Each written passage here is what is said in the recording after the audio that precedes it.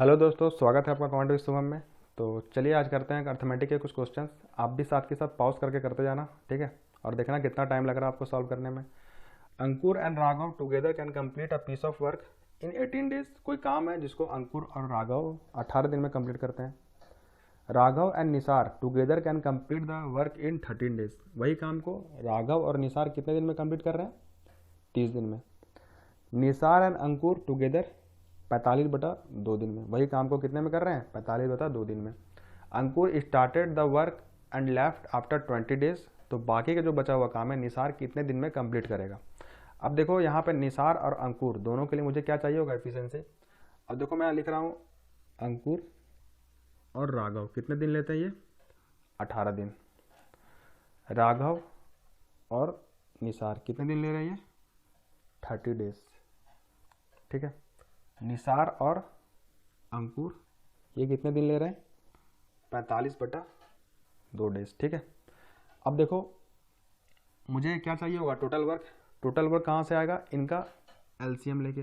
अब देखो एक फ्रैक्शन भी है, ठीक है। तो हम फ्रैक्शन के साथ एलसीएम कैसे लेते हैं? एलसीएम ऑफ डेनोमिनेटर, ठीक है, अपॉन एचसीएफ ऑफ डेनोमिनेटर, ठीक है। अब एलसीएम लेना है मेरे पास 18, 30 और 45 का, कितना आ गया? 90। और एचसीएफ लेना है आपके पास डेनोमिनेटर का। डेनोमिनेटर क्या है? 1, 1 और 2, क्या हो जाएगा? 1। मतलब 90 मेरे पास आया टोटल वर्क। क्लियर है? अब मेरे पास इफिशियंसी आ जाएगा सारे के लिए। देखो अंकुर और राघव के लिए इफिशियंसी निकालना है तो मैं क्या करूँगा? 90 को 18 से डिवाइड, क्या आ गया? ये 5। उसी तरह ये कितना आ जाएगा? 3। और ये कितना आ जाएगा? 4, ठीक है। अब मैं सारे को ऐड कर लूँगा तो ये 2 times A plus R plus N हो जाएगा। और इधर क्या आ जाएगा? 12। तो मेरे पास ए प्लस आर प्लस एन कितना आ गया? ये आ गया आपके पास 6। मुझे क्या चाहिए? अंकुर के लिए एफिशिएंसी और निसार के लिए मुझे अंकुर चाहिए। मतलब आर और एन को पुट करता हूँ मैं, कितना है? 3। तो अंकुर आ जाएगा मेरे पास 3। निसार कितना आ जाएगा? ए और आर पुट करो, 5। मतलब कि निसार आ गया 1। अब बोला गया है अंकुर 20 दिन काम करता है, तो बताओ 20 दिन में कितना काम कर लेगा? 60 यूनिट। तो बचा कितना काम? 30, क्योंकि टोटल काम कितना है? 90। 60 काम हो गया, बचा 30। ये कितने के एफिशिएंसी से काम करेगा? निसार 1 के एफिशिएंसी से। तो टाइम कितना लग गया इसको? 30 डेज। देखिए आप बोलोगे इतना कलाकारी करना पड़ेगा। नहीं, आपको इतना नहीं लिखना पड़ेगा। आप ये जो लिख रहा मैं यहाँ लिख रहा हूँ, ये आप थोड़ी लिखोगे। आप डायरेक्ट यहाँ पे पहुँचोगे, आप इतना नहीं लिखोगे, ये थोड़ी लिखोगे आप, ठीक है। मैं तो बस आपको समझाने के लिए लिख रहा हूँ सारा कुछ, ठीक है।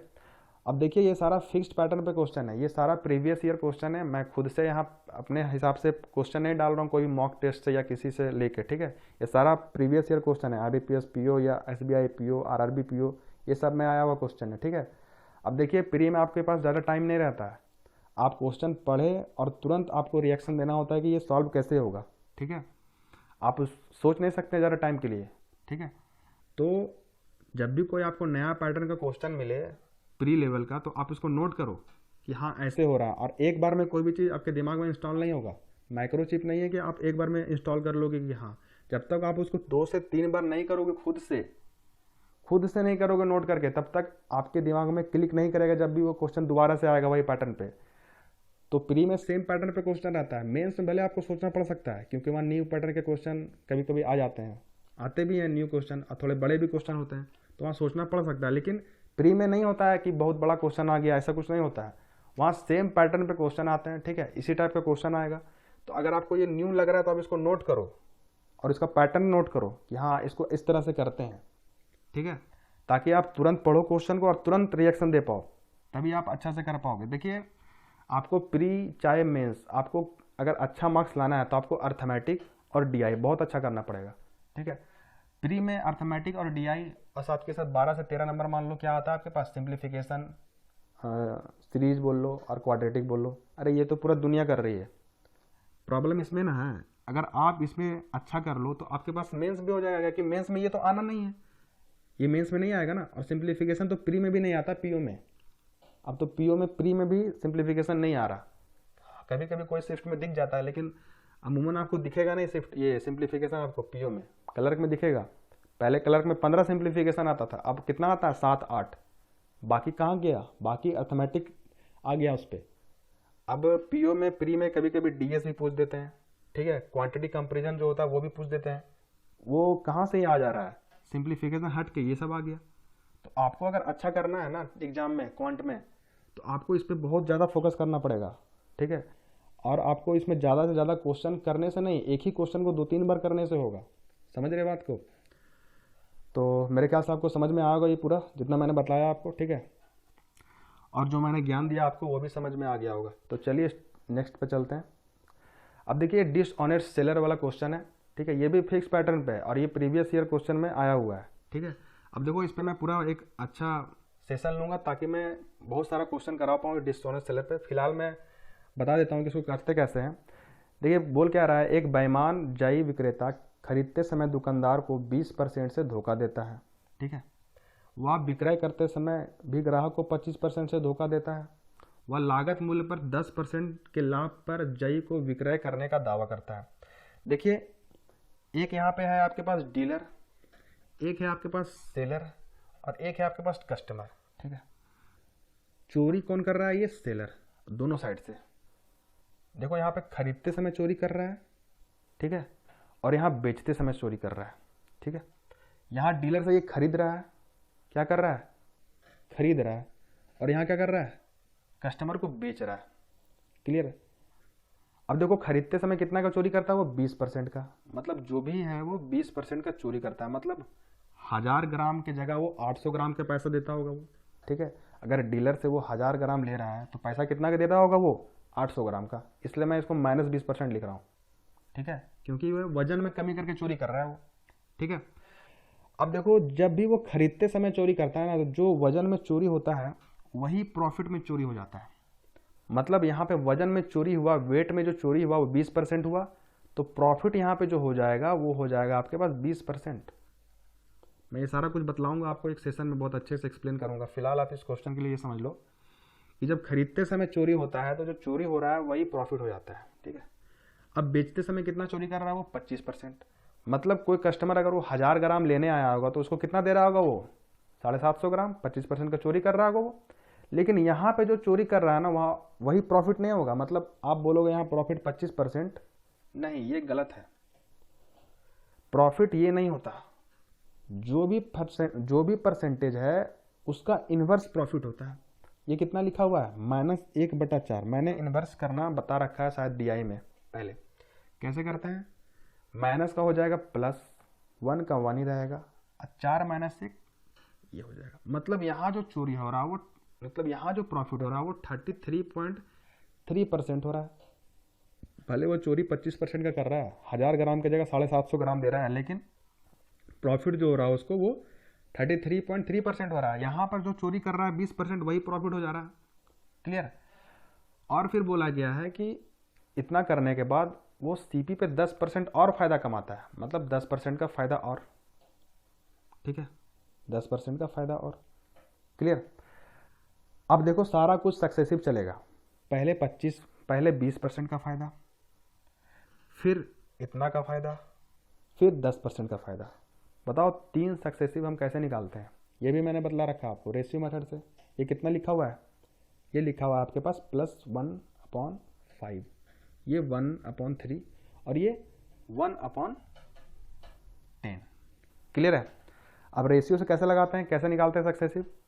देखिए 5 से हो गया 6, मैं लिख रहा हूँ 5 से हो गया 6। यहाँ पे देखो 3 से हो गया 4, +1 है ना। यहाँ पे 10 से हो गया 11, 10 से हो गया 11। कोई दिक्कत? बताओ कितना हो गया ये 150। ये कितना हो गया आपके पास 24 × 11 264। मतलब कितना का बढ़त है ये बढ़त कितना का है 114 का। कितने पे 150 पे। मतलब 114 का बढ़त 150 पे। अगर इसको परसेंटेज में चेंज करना तो गुने 100। क्लियर? सॉल्व कर लो इसको 3 बार में, 2 बार में, और ये 3 और 8 बार में, 38 दूना 76%। Clear?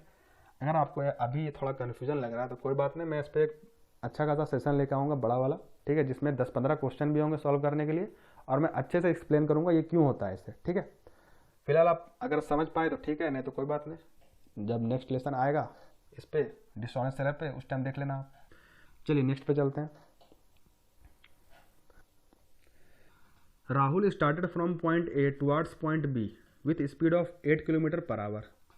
Rahul Baba point A से चलते हैं बी तक कितने की स्पीड से, 8 किलोमीटर पर आवर से, ठीक है। उसी टाइम पे मानव चलता है बी से 7 किलोमीटर पर आवर से, ठीक है, और दोनों के बीच का डिस्टेंस है 120 किलोमीटर पर आवर। तो बताना आपको जहां वो मिल रहे हैं और पॉइंट बी के बीच का डिस्टेंस। अब देखो आपके पास ये पॉइंट ए है और ये पॉइंट बी है, मैं बहुत अच्छे से एक्सप्लेन कर रहा हूँ, ठीक है। ये क्वेश्चन 10 सेकंड का भी नहीं है, मैं बताऊंगा कैसे, ठीक है। पहले समझो इसका मैप अच्छे से।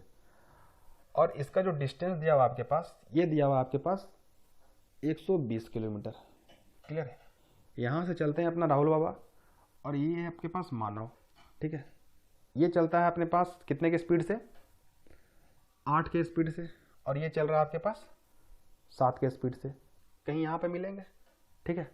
मतलब जितना टाइम राहुल बाबा यहाँ से यहाँ तक चलेंगे टी टाइम के लिए, उतना ही टाइम ये मानव चलेगा, तभी तो ये मीट करेंगे, ठीक है। तो बताओ दोनों को डिस्टेंस कवर करने में कितना टाइम लगेगा। तो आप बोलोगे डिस्टेंस 120 है, दोनों का डायरेक्शन अपोजिट है, मतलब दोनों का जो स्पीड है वो ऐड हो जाएगा, मतलब 8 + 7 15। तो टाइम क्या लग गया इसको, 8 आवर। मतलब 8 आवर ये भी चलेगा, 8 आवर ये भी चलेगा, कोई दिक्कत। अब मुझे पूछ रहा है कि ये जो पॉइंट ऑफ मीटिंग है और बी का जो है उसका जो बीच में जो डिस्टेंस है वो बता दो। 7 की स्पीड से चलेगा, 8 घंटा चलेगा, तो बताओ कितना दूरी तय करेगा ये वाला, 8 × 7 = 56 किलोमीटर, क्लियर। अब देखो तरीका नंबर दूसरा, ठीक है। ये तो हो गया अपने बेसिक से। अब देखो यहाँ पे टाइम कांस्टेंट है, टाइम उतना ही राहुल बाबा को लग रहा है और ये मानव को लग रहा है। अगर टाइम कांस्टेंट है तो डिस्टेंस प्रोपोर्शनल हो जाएगा स्पीड के, मतलब जो भी स्पीड रेशियो होगा वही डिस्टेंस रेशियो होगा, क्लियर। स्पीड रेशियो क्या है, 8:7। मुझे चाहिए क्या, ये 7 चाहिए, तो डिस्टेंस रेशियो भी क्या हो जाएगा, 8:7, ठीक है। मुझे कौन सा डिस्टेंस चाहिए, 7 वाला। अब बताओ 8 और 7 दोनों कितना है, 120, ताकि दोनों मिलके 120 चल रहे हैं, मतलब 15 के बराबर 120 किलोमीटर, तो 7 के बराबर 56 किलोमीटर, मतलब ये ओरली आ जाएगा ये आंसर। इसलिए मैं बोल रहा हूँ एक बार पैटर्न आपको पता चल गया ना क्वेश्चन का, तब तो आप इजीली मतलब विदिन सेकंड कर लोगे क्वेश्चन, आपको टाइम ही नहीं लगेगा, खाली देखने में बड़ा लग रहा है आपको ये। तो चलिए नेक्स्ट पे चलते हैं। अब देखो ये कितना बड़ा लग रहा है, लेकिन बहुत इजी क्वेश्चन है ये, और ये प्रीवियस में आया हुआ क्वेश्चन है, ठीक है। Karan and Juhi and Lali enter into partnership with investment इतना इतना और इतना।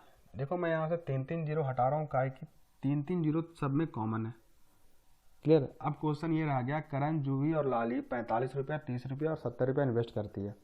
After 1 year Karan invest P more, Juhi invest 2P more, and after 1 more year Lali invest 10,000। अब 10,000 में क्या करूँगा, मैं 3 जीरो हटा दूंगा, मतलब लाली इन्वेस्ट 10 रुपीज़।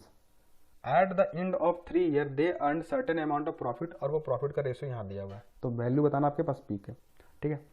अब देखो मैं लाली के लिए बात कर रहा हूँ, क्योंकि लाली के लिए मुझे वैल्यू पता है कि वो 70 रुपये पहले इन्वेस्ट कर रही थी, बाद में फिर 2 साल बाद वो 10 रुपये इन्वेस्ट करती है। तो मैं प्रॉफिट रेशियो क्या लिखूंगा लाली के लिए, इन्वेस्टमेंट 70 है, कितने साल के लिए, 2 साल के लिए, तो क्या आ गया ये 140, फिर 10 रुपया ऐड होता है, मतलब 70 + 10 1 साल के लिए कितना आ गया ये 80, तो टोटल कितना हो गया प्रॉफिट 220, क्लियर। अब देखो प्रॉफिट रेशियो दिया हुआ क्या क्वेश्चन में, 33:30:44, और ये 44 का वैल्यू क्या है 220, यही तो लाली है, मतलब 5 का गुना, तो उस हिसाब से ये कितना हो जाएगा 150। बस इतना ही निकालो, इसको निकालने की ज़रूरत ही नहीं, क्योंकि मुझे एक्चुअली पी चाहिए, तो पी यहीं से आ जाएगा मेरे पास। ये किसके लिए है, जूही के लिए। अब जूही देखो पहले ईयर में 30 का इन्वेस्टमेंट होता है, मतलब कि 30, दूसरे में क्या होता है 30 तो होता ही है, साथ के साथ 2P का और इन्वेस्टमेंट होता है, कितने साल के लिए 2 साल के लिए, तो यहाँ से कितना आया ये 60, प्लस 4p, ठीक है, पूरे 3 साल का हो गया ये। टोटल कितना हो गया ये आपके पास 90 प्लस 4p, किसके बराबर है ये 150 के बराबर। तो यहाँ से p क्या निकल के आया आपके पास, हटाओ 90, 150 में 90 गया 60/4, तो p कितना आया 15। अब मैंने सारे से 3 जीरो हटाया था, तो 3 जीरो यहाँ चिपका दो, कितना आ गया 15,000। कोई दिक्कत? चलिए नेक्स्ट पे चलते हैं। Average of set of 5 consecutive even number is 70, मतलब 5 आपके पास कंसेक्यूटिव इवन नंबर दिया हुआ है, उनका एवरेज 70 है। And the average of set of 6 consecutive odd number is 80, और 6 ऑड नंबर का एवरेज आपके पास 80 दिया हुआ है, ठीक है। अब देखो जब भी ऑड नंबर ऑफ टर्म्स हो ना, तो उनका जो एवरेज होता है वो मिडिल टर्म होता है। तो 5 टर्म में मिडिल टर्म कौन सा होगा, थर्ड, तीसरा टर्म, वही एवरेज होता है पूरे सीरीज का। तो यहाँ पे एवरेज 70 है, मतलब यहाँ पे थर्ड टर्म कितना हो गया 70। तो मैं फोर्थ टर्म निकाल सकता हूँ, क्या होगा 72, क्योंकि इवन नंबर है तो दो का डिफरेंस रहेगा। फिफ्थ टर्म कितना होगा 74, सेकेंड टर्म 68, फर्स्ट 66, क्लियर। और जब आपके पास इवन नंबर ऑफ टर्म होगा 6, तो यहाँ पे 2 मिडिल टर्म आएंगे आपके पास, तीसरा और चौथा। इनका जो एवरेज होगा वही पूरे सीरीज का एवरेज होगा, मतलब पूरे सीरीज का एवरेज 80 है, तो इसका भी एवरेज क्या होगा 80। तो ये क्या रहा होगा आपके पास 79 और 81, क्योंकि ऑड नंबर है। अब आगे जा सकते हो, फिफ्थ टर्म निकाल सकते हो, कितना हो गया ये फिफ्थ टर्म 83, ठीक है। सिक्स टर्म 85, उसी तरह आप इधर भी निकाल सकते हो, सेकेंड टर्म 77 और फर्स्ट टर्म 75, क्लियर है। अब आगे क्या बोल रहा है, लार्जेस्ट इवन नंबर कौन सा है 74, है ना। What percent of smallest odd number in the set, smallest odd number कौन सा है 75, ठीक है। अब देखो ये पूछ रहा है कि 74 75 से कितना लेस है, कितना लेस है, एक लेस है, ठीक है। लेस नहीं पूछ रहा है, वाट परसेंट ऑफ पूछ रहा है। तो वाट परसेंट अगर निकालना है तो ये निकाल लो कि कितना कम है, ठीक है। उसमें मैं 100 से घटा दूंगा तो मेरे पास आ जाएगा कितना परसेंट है वो। तो यहाँ देखो 1/75 कितना हो गया, एक कम है, तो 1/75 मतलब 1/25 × 3 लिख सकता हूँ। 1/25 बोले तो 4% अपॉन 3, मतलब 1.33% कम है। तो कितना परसेंट हो गया 100 माइनस 1.33, कितना आ गया ये 98.67, क्लियर है। ये देखो ये सारा कुछ मैंने बतला रखा है पहले से ही, आप अर्थमेटिक जाके देखना प्रैक्टिस टेस्ट में शायद, ठीक है, बहुत अच्छे से एक्सप्लेन किया वहाँ पे, तो आप वहाँ से सारा देख सकते हो ये सारा कुछ, ठीक है। तो मेरे ख्याल से आपको समझ में आया होगा बहुत अच्छे से, ठीक है। और ये सारा प्रीवियस ईयर क्वेश्चन था, तो मेरे ख्याल से आपको समझ में आ गया होगा आपको कितना आ रहा है कितना नहीं आ रहा है, ठीक है। तो चलिए नेक्स्ट लेसन में फिर मिलेंगे, तब तक के लिए थैंक यू।